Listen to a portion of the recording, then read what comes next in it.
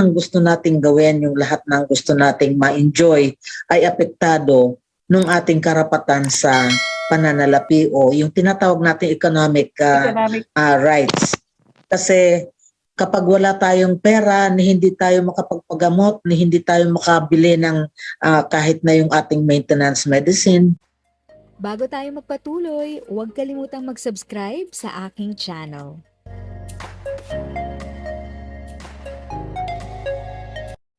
Thank you sa pag-click ng aking video. Good day po sa lahat ng mga nanonood. Sa mga bagong viewers at napadaan lang, by the way, I'm Tita Eda. Welcome to my channel. Ang channel na maghahatid sa iyo ng dagdag kaalaman tungkol sa government services, bagong mga balita at informative videos na galing sa legit na resources.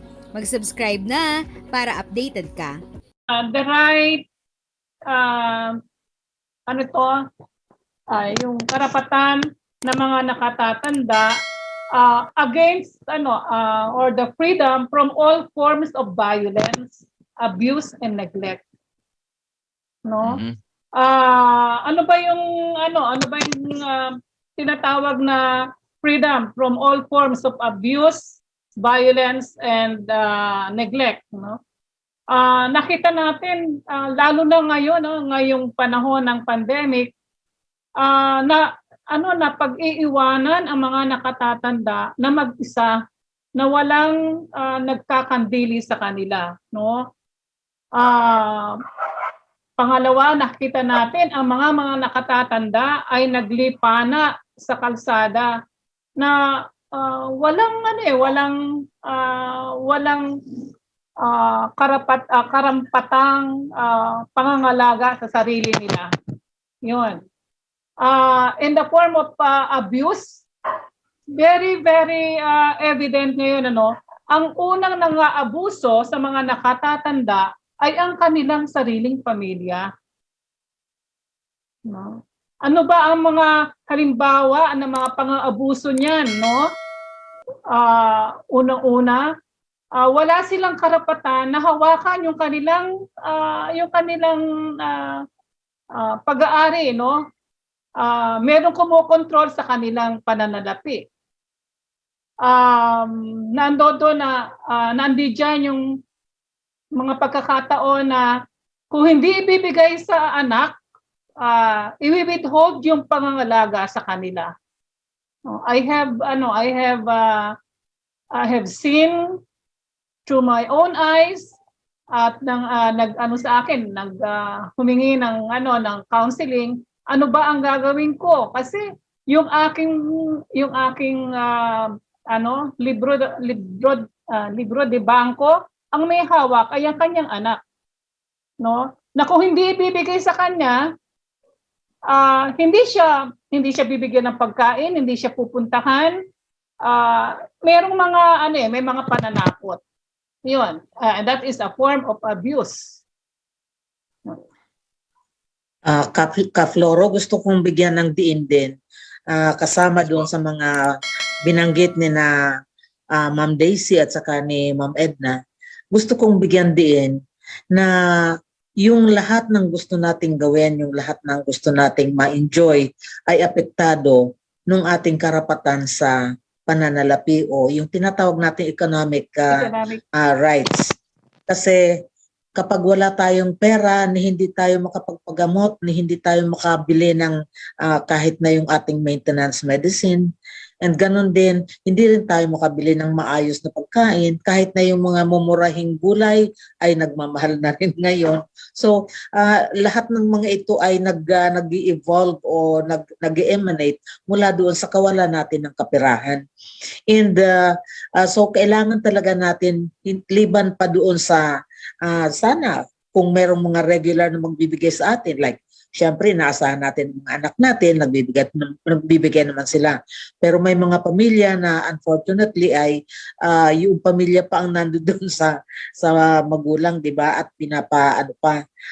tinutustusan pa ng magulang. And meron pa yung mga yung magulang ay naiiwanan kasama para mag-alaga sa kanyang mga apo, samantalang yung mga anak ay nandoon naghahanap buhay sa ibang bansa.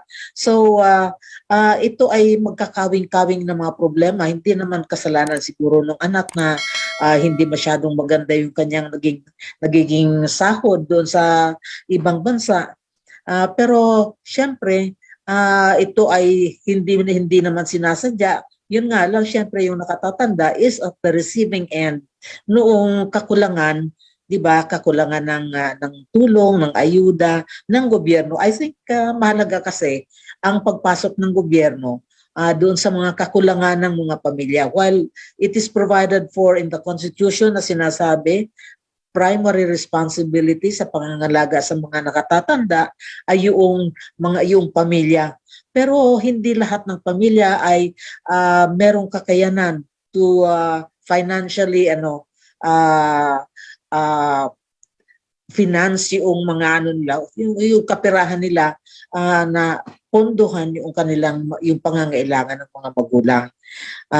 Tapos siyempre, kailangan ng nakatatanda also, kahit na nagbibigay ang mga anak, iba rin yung feeling mo, yung pagtingin mo sa iyong sariling pagkatao, kung ikaw ay umaasa na lamang sa ibibigay ng pamilya, di ba? Iba yung pakiramdam mo sa sarili mo kung ikaw ay merong tinatanggap, gaano man kaliit ito, on your own. Di ba? Yung sense of dignity natin, pinag-uusapan kanina, yung respeto. Kung tayo mismo nawawala ng respeto sa ating sarili just because, syempre, ay nakalahad na lang ang kamay natin sa ating mga anak, iba yon, di ba? So, napakahalaga ding tingnan ano ba ang naitutulong ng gobyerno in terms of providing us yung means of livelihood to also help us na itaas-taas ang ating pagtingin sa sarili. Iyon. Alam nyo, ang gaganda ng mga pinag-usapan natin ngayon, ha? Pero isang mahalagang punto yung inilabas nyo, no? Yung responsibilidad ng gobyerno, ng pamahalaan para sa mga karapatan, hindi lamang ng mga nakatatanda, kundi ng mga manggagawa at ng mga katulad kong mga katutubo, no? At lahat ng mga vulnerableng sektor. Isang mahalagang issue dito, yung usapin na lamang ng pagsasakatuparan ng pagtatayo ng National Senior Citizens Commission, ng National Commission of Senior Citizens. 4 na taon na po na lumabas yung batas. May mga commissioner na naatasan. Pero magkano ang budget na binibigay ng gobyerno sa ahensyang ito? At ano ang klaseng prioridad ang binibigay nila na kung bakit hanggang ngayon ay hindi pa ito nakatayo ng maayos para meron ng madulugan ang mga nakatatanda na mga may problema o may mga issue, no? Noong tinatawag na SONA, no? Ako'y nakinig, wala akong narinig tungkol sa ano ba ang para sa mga nakatatanda na mga senior citizens. Wala rin akong narinig tungkol sa ano ba ang para sa mga katutubo. At palagay ko hindi rin masyadong maliwanag kung ano ang ibibigay para sa mga manggagawa, no?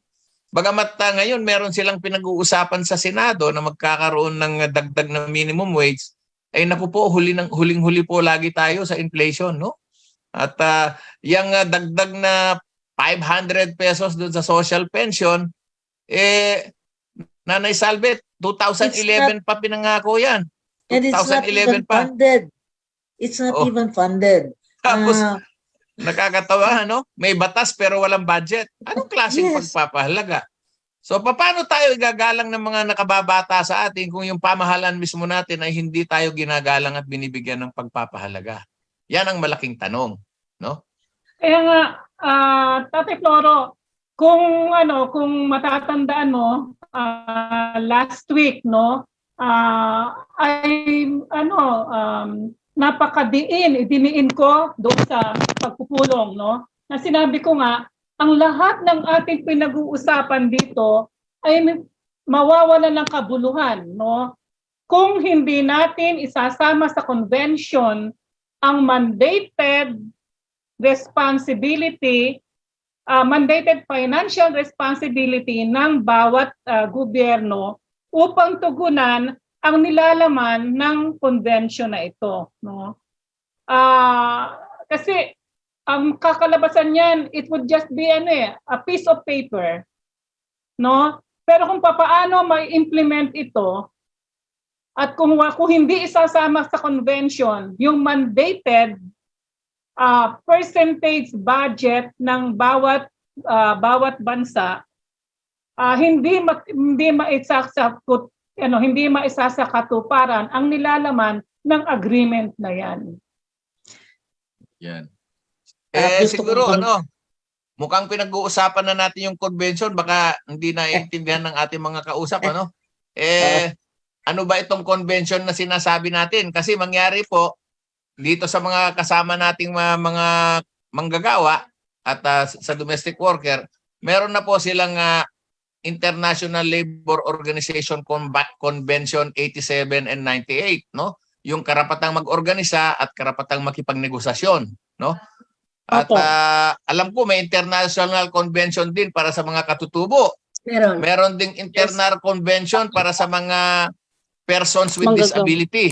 Para sa mga kabataan, meron din. Pero para sa Opo. nakatatanda, wala po. Wala po tayong international convention. At yan nga po, salamat sa mga national human rights institutions na nagpulong-pulong nung nakaraang linggo at sila ay nag-usap na kailangan magkaroon ng international convention para sa karapatan ng mga nakatatanda. So ano ba ang gusto nyong mangyari tungkol dito? Okay. Convention 184. Mag-start ako ulit. Yeah.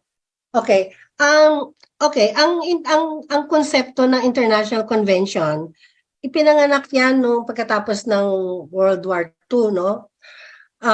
Kung saan napakadaming kaso na libo-libo, no? Daan-daang libong mga individual ang napatay dahil sa usapin ng discrimination. Kung matatandaan nyo, yung panahon ni Hitler, mga Jewish people Jews. ang tinarget niya.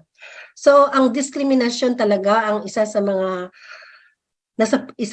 nasa buod ng usapin ng karapatang pantao. So dahil dun sa mga pangyayari ng World War II, nabuo yung United Nations, no, after that, at nabuo itong mga iba't ibang klaseng instrumento sa international level na kung saan ginawang obligasyon ng mga gobyerno na miyembro ng United Nations na isakatuparan ang mga pinipirmahang mga agreements nila sa United Nations. Kaya nagkaroon ng iba't ibang klaseng convention, at hindi yan isahang ginawa, mga dekada ang dinadaanan ng mga yan. Itong mga latter part ng mga decades na ito na pinanganak ang convention para sa kababaihan at sa iba't ibang particular na sektor, yung binanggit na nga. Para dito sa mga nakatatanda, as early as 1991, meron ng principles on the rights of older persons. Ang tanong, bakit mula noong 1991 hanggang ngayong taon 2023, hindi umunlad ang principles para maging convention siya. Yung principles kasi, prinsipyo yan. Magaganda yung mga prinsipyo, pero hindi siya binding kasi hindi siya umusad para maging isang convention siya o isang covenant ng mga member states ng UN. Prinsipyo siya na pinag-usapan sa General Assembly, no? At maraming mga dokumento na lumalabas sa General Assembly na hindi naman binding pero parang expression lang of intent na tinatawag. Ang convention, pag nagawa yan, it will make the rights of older persons become state obligation. Binding siya. At ibig sabihin sa mga proseso na nagaganap sa international level sa UN, i-examinin kung anong nagawa ng gobyerno mo tungkol sa pagsasakatuparan ng convention na yan. Yan ang wala sa atin. Ngayon, bakit walang convention para sa nakatatanda? Maraming factors yan. Isa dyan, politika. Kasi usapin niya ng iba't ibang mga gobyerno, may iba't ibang pananaw tungkol sa ano dapat ang dapat ibigay na kahalagahan sa mga nakatatanda. May usapin dyan na ekonomiya kasi maraming gobyerno ang nagsasabi na wala silang enough resources to be able to commit themselves to a full-fledged set of commitments on senior citizen, which of course alam natin maraming bansa hindi totoo yan, lalo na Pilipinas. Tapos merong usapin ng cultural. Dito papasok yung mga usapin na kung ang isang bansa ay pinangungunahan ng isang particular na religion, natatakot o may suspicion o may doubts ang mga ilang sektor sa bansa na yon na baka magiging taliwas doon sa kanilang relihiyon o sa kanilang kostumbre ang mga isasaad na mga karapatan sa nakatatanda. Usapin na dyan, halimbawa, yung usapin ng euthanasia na nagdududa yung mga ilang bansa na malakas ang kostumbre against euthanasia, no? So, yun, yung isang example lang. Marami yan. So ngayon, bakit mahalaga siya sa panahon na ito? Kasi hanggang wala tayong ganong international instrument tulad ng isang convention, aasa na lang tayo sa ating gobyerno na siya ang magsasabi kung ano yung karapat-dapat para sa ating nakatatanda dito sa ating bansa sa Pilipinas. Kung tumaliwas ang gobyerno at let's say dumami at naging endemic yung pag-aabuso sa mga matatanda, wala tayong panghahawakan na obligasyon na pwede nating dalhin sa international fora tulad ng United Nations ang hindi matigil na pang-aabuso ng mga nakatatanda. Isa yan ang isang example. Pangalawa, usapin kasi yan ng accountability. Na accountability ng ating gobyerno ay hindi lang dapat naka-confine dito lang sa Pilipinas, no, sa ating bansa. Dapat meron ding commitment ang Pilipinas sa pagpapayaman, pagpapalalim ng karapatan ng mga nakatatanda sa international level bilang miyembro ng isang international community tulad ng United Nations. At pinaka-practical dyan na kung ang bansa tulad ng Pilipinas ay pumirma sa international convention na yan, magiging bukas din ang pagpasok ng mga resources para matulungan yung fulfillment ng mga karapatan na yan na nakasaad sa international convention. So, maraming reasons kung bakit kailangan ng international convention. Ang problema lang, mismong mga organisasyon ng mga nakatatanda ay hindi sila well-informed tungkol dito. Bibihira tayo, maski tayo dito sa Seniors for Seniors at sa COSE, bibihira tayo makarinig ng ating mga kapwa seniors na aktibo na nauunawaan na ang ating ng ating hinihingi sa ating gobyerno ay usapin ng karapatan. Lagi nating marami sa atin ang tingin natin sa hinihingi natin sa gobyerno ay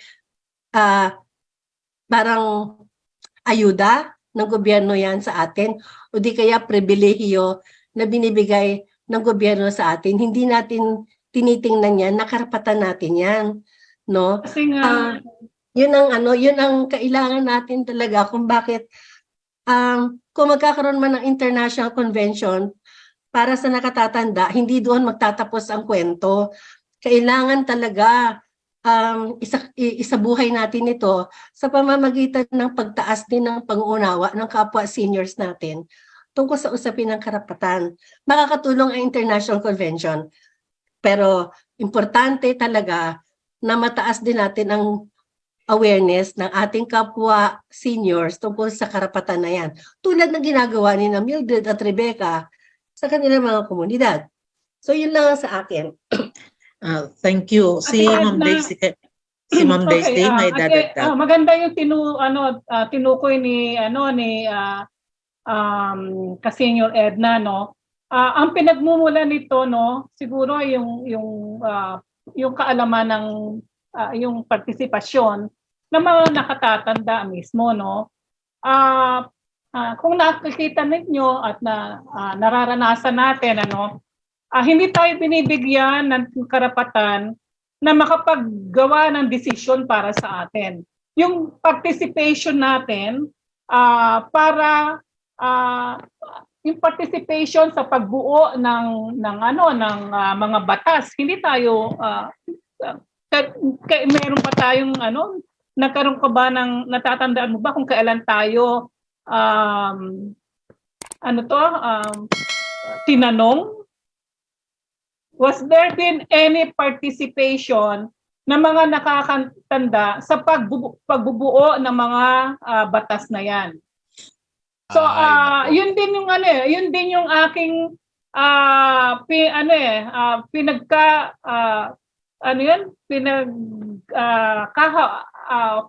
tawag dito? Yung pilit ko na pinaasam noong nakaraang linggo na bigyan ninyo ng boses ang mga nakatatanda na mag-participate sa discussion na ito. No? Kasi buhay namin ito. Nanay Daisy, meron. Ha? Meron Meron. naman. Meron. Pero sige, alam mo, Hindi, kasi Una. even dito sa atin sa Pilipinas, hindi ba? Parang inano na lang etong kailangan ito ang gawin ninyo, ito ang kailangan nyo, hanggang dito Dinidikta lang na lang. kayo. Dinidikta lang. Pero were we consulted? Ano ba yung nararamdaman ninyo? Ano ba yung pangangailangan ninyo? Hanggang saan ba kayo? Yung ganun, wala Alam mo, Nanay Daisy, sa totoo lang, sana ay meron dahil meron nga tayong 2 party list na nakaupo sa Kongreso eh. Exactly. Pero ang tanong, eto bang niluklok natin mga party list na ito ay kinukonsulta tayo? So, Malaking yun ang katanungan malaking yan. problema. Hindi na nga tayo iniimbita sa Kongreso eh. Oo. Exactly. Yun ang nakakalungkot. In fairness, minsan naka-attend ako sa consultation ni Congressman Mila Magsaysay, pero yung isang congressman, maski minsan hindi ko pa narinig na ng imbita yun, no? Pero yan nga ang nakakaiyak dahil meron tayong 2 representante sa Kongreso pero sa totoo lang, itong mga nagdaang mga batas, hindi nila pinaglaban yung ating ginigit na universal social pension, no? At ang sinuportahan ay yung 500 utang na matagal ng 2011 na pinangako at hanggang ngayon hindi maibigay dahil walang budget. Wala silang inilaan na pondo para ibigay yung dagdag na 500, no? If sa tingin mo, natulungan ka ng video ko na ito, nakasave ka sa oras mo, you can click yung thanks button at any amount ay malaking help sa pag-grow ng channel ko. Yun lang po muna ang aking update. Sana ay nakatulong na dagdag kaalaman ang aking shinare today. Ang goal ng aking channel ay mag-create ng awareness. Kung ganitong mga topic ang gusto mo, panoorin mo ang mga videos ko na ito.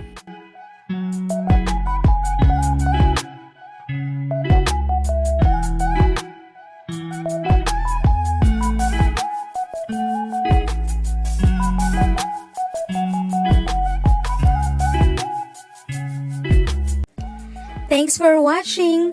Kung may kapamilya, kaibigan o kakilala sa tingin mo ay magiging interesado sa video, please share or tag sila sa comment section. At syempre, if nagustuhan mo ang video, i-like mo na ito at subscribe ka na din. As always, feel free to write your questions, comments, and opinions respectfully. And continue to be a blessing and stay safe!